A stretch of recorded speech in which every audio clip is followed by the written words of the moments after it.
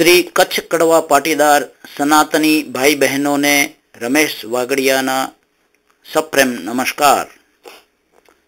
तारीख 9/2/2010 ना दिवसे ऊंझा उमिया माताजी संस्थानना अग्रणी वडील श्री मणिभाई मम्मीनी सतपंथ बाबते मैं अने हिम्मतभाई खेताणीए अने प्रेमजी भाई केसराणीए તેમની રૂબરૂ મુલાકાત લીધી હતી।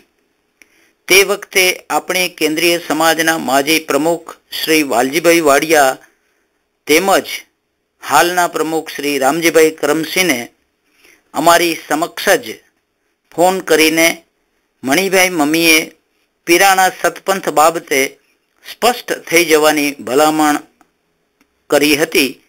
તે ભલામણના અમુક અંશો તેમના મુખેથી સાંભળો।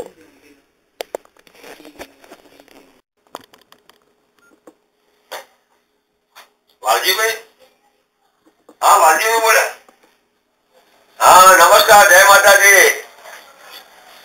મણિભાઈ બોલું ઊંઝાથી। એમ ને? હા બિલકુલ સરસ, ફાઇન એકદમ। હો ઉત્સવ બધો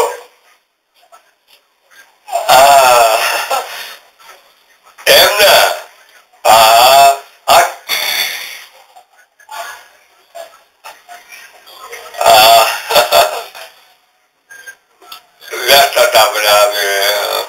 ઉત્સવ જબરદસ્ત કરીને પાટીદાર સમાજની સંગઠિત શક્તિનો દર્શન કરાવી શક્યા વિશ્વને।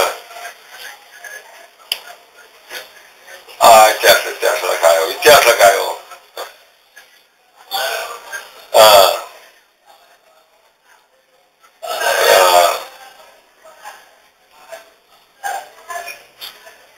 ભવ્ય બન્યો મનાની મારો જય જયકાર થઈ ગયો માનો।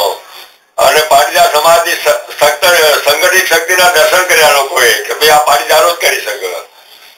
હવે વાલજીભાઈ, હવે મારું શું કેવું છે, પાટીદાર સૌરભ, ઉમિયા દર્શન, પાટીદાર સંદેશ હું રેગ્યુલર વાંચું છું કેટલાય વર્ષોથી। અને તમને ખબર છે કે કચ્છ કડવા પાટીદાર સમાજને ખૂબ નજીકથી મેં જોયો। કચ્છ કડવા પાટીદાર સમાજ એક ડાયનેમિક સમાજ છે, સંગઠિત સમાજ છે, માદે વતન તરફનો પ્રેમ છે, આજે સુખી સંપન્ન બન્યો છે। તમારી નવી પેઢી, નવી દીકરીઓ દીકરાઓ પણ હવે સમય સાથે ચાલવા માંડ્યા છે। પણ હું તમને પણ કેટલી વખત કહ્યું હતું કે આ સનાતન સતપંથમાંથી તમે છૂટો બાપ આવવા। આ તમારો વાલજીભાઈ આ સમાજને ખતમ કરી નાખશે હવે। અને તમને મેં અનેક વાર કહ્યું હતું કે તમે હવે મિલકતો ભેગી કરવાનું બંધ કરો, સામાજિક સંબંધો બંધ કરી દો, આ લોકોને ઉઘાડા પાડો। તમે આ સતપંથીઓ છે ને આ કચ્છ કડવા પાટીદાર સમાજનું ઘોર ખોદવા બેઠા છે। ના પ્રયત્ન નહીં, જો તમને કહું વાલજીભાઈ હવે ઢીલું પોચું નહીં ચાલે। આ તમને કહું આ 20% લોકો છે ને આ 20% મુસ્લિમો જ છે। આ મુસ્લિમ સમાજ જ છે। તમે ઇમામ સાહેબ કરો છો પણ આ ઇમામ સાહેબ છે ને મુસ્લિમ જ છે। હા પણ હવે તમે આમાં ગોળ વાતો કરવાનું બંધ કરી દો હવે। હા અને હવે સામાજિક સંબંધો છે ને સામાજિક સંબંધો બંધ કરી દો। તમે દીકરા દીકરીનો સંબંધો બંધ કરો અને ભેગી મિલકતો કરવાનું બંધ કરી દો હવે। આજે ઉમિયા માતાજીના નામે આ લોકો શું કરે, માતાજીના ફોટા રાખી છેતરપિંડીનો ધંધો કર્યો છે। અત્યાર સુધી ઉમિયા માતાજીને રાખે અને એક બાજુ ઉમિયા માતાને ભજે છે। એટલે ઉમિયા માતાજી તો ટ્રસ્ટ કરી દીધું છે હવે। અને તેથી વાર તારો ઠરાવ કર્યો ઉમિયા માતાજી કે પીરાણા પંથ છોડાવવા માટે જે કરવા જેવું હોય કરો। એટલે વાલજીભાઈ તમારા જેવા જે આગેવાનો છે, તમે એક વખતના ભૂતપૂર્વ પ્રમુખ છો અખિલ કચ્છ કડવા પાટીદાર સમાજના, અને તમે જો આમાં સ્પષ્ટ ન થાવ તો લોકો નવી પેઢીને આપણા ગીતામાં પણ બીજા અધ્યાયના 26 શ્લોકમાં લખ્યું છે કે મોટા માણસો જે કંઈ કરે છે એને નાના માણસો અનુસરણ કરે છે। હા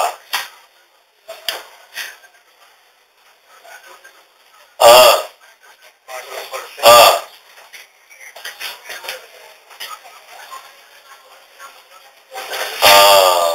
એટલે જો દયાપર સમાજ આખો સ્વામિનારાયણમાં કેમ ભર્યો, શાના માટે ભર્યો?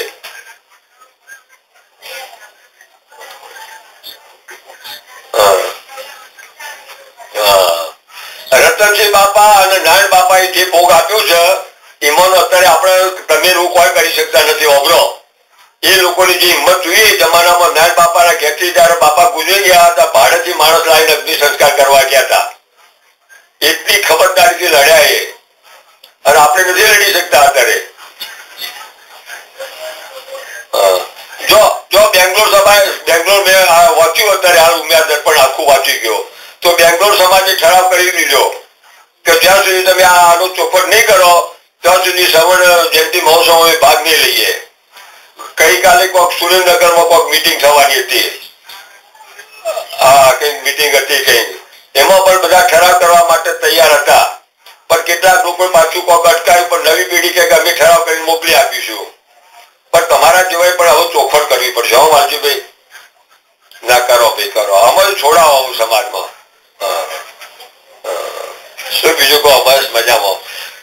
ના જો તમને કહું વધારે તો નથી કહેતો, પણ માની જબરજસ્ત ઈચ્છા છે કે આ સમાજને હું આખા વિશ્વની શ્રેષ્ઠ સમાજ તરીકે જોવા માંગુ છું. પણ આપણા ત્યાં કેટલીક વસ્તુઓ જે બને છે ને, આ જે આ પિરાણા પંથવાળું જે છે ને એમાંથી કચ્છ સમાજને ગમે તેમ કરીને છોડાવવું છે આપણે. અને એમાં અમારે ઊંઝા ઉમિયા માતા સંતાનનો જે રોલ ભજવવો છે હા એ ભજવવાની અમારી તૈયારી છે. પણ આમાંથી કરો આપણે બધા. ના ના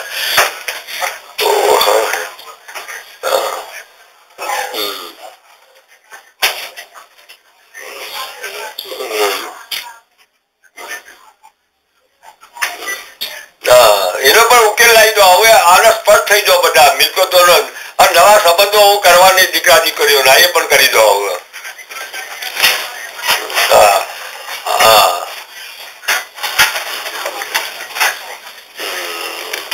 ઓછો કરી દો. હા એ બધું હવે ઓછો કરી દો. હવે શું બીજું કહો? શું બીજું મજા આવે ને?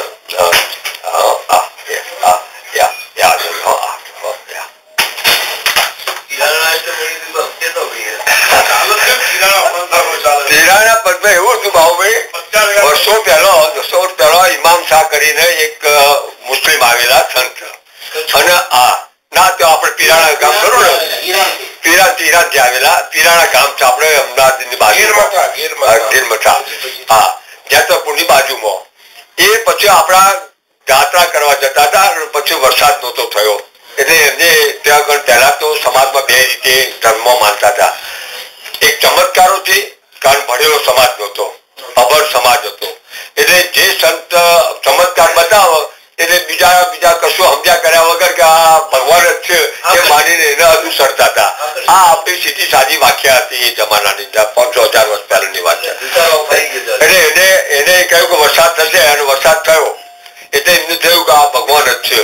એટલે એને મુસ્લિમ ધર્મના, હિન્દુ ધર્મના કેટલાક શબ્દો લઈ અને આ ભોળી પ્રજાને મુસ્લિમ નો અંગીકાર કરાવી દીધો, એ કરી દીધો.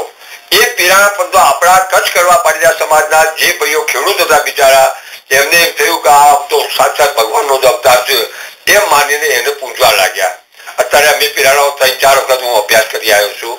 ત્યાં કબર છે, એ કબર ઉપર પેલી સફેદ મારા ફેરવવાની, અને આપણા એની જે ગાદી છે એમાં આ લોકોએ બુદ્ધિપૂર્વક એક ભાગ મુસ્લિમનો વારસદાર આવે અને એક કચ્છ કરવા પાટીદારનો એને કાકા કહે છે. એટલે કરશન કાકા કરીને એ કચ્છ કરવા પાટીદાર. એમાં આજની તારીખમાં બાબુ 10% ભાગ આપવાનો એવું આ લોકો એવું સુઘાસી કરોડો રૂપિયા આ ગાદી નીચેનો હિસાબ નહીં. કચ્છના પાટીદારો, હા કચ્છના પાટીદારો ઠેકો ગાલી દીધો. અને એ રૂપિયાનો બાબુભાઈ પાછો અભરો એનો હિસાબ નહીં, એ ગાદી ને 8 રૂપિયા. પણ તમારા મારા જેવા જે હોય ને બોર્ડર ઉપર એનો પૈસા વગર વ્યાજો આપવાના, ધંધો કરવાનો, પછી 5 લાખ રૂપિયા તમે છાતા લઈ બધો. શ્રી કચ્છ કડવા પાટીદારના સનાતની ભાઈ બહેનો, આ હતા મણિભાઈ મમ્મીના સતપંથ બાબતે મંતવ્યો. આમ તો તેમની સાથેની અમારી વાતચીત ઘણી લાંબી હતી, પણ આપણા પ્રમુખોને તેઓએ જે ભલામણો કરી હતી તેની આછી ઝલક ઉપર મુજબ હતી. આપણા હાલના પ્રમુખ રામજીભાઈ કરમસિંહની સાથે પણ મણિભાઈએ ઉપર મુજબ જ વાતો કરી હતી. અત્યારે આટલું જ. બસ, ફરી કોઈક વખત મળશું.